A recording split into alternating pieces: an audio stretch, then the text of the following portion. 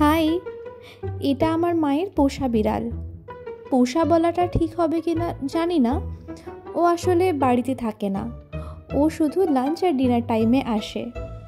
কিন্তু আমার মায়ের ভীষণ আপত্তি যে ও কাঁচা মাছ ছাড়া আর কিছু খায় না।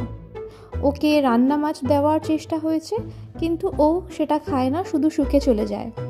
তাতে আমার মায়ের ভীষণ আপত্তি। আমার কথা হলো, জঙ্গলে বিড়াল মাছ রান্না করে তো খায় না, ও তো ওর ইনস্টিংক্টের অ্যাকর্ডিংই কাজ করছে, তাই না? আমার মা মাঝে মাঝে খুব রেগে গিয়ে বলে, জংলি বিড়াল, কিছুই খেতে চায় না, ভাত খায় না, শুধু কাঁচা মাছ খাবে।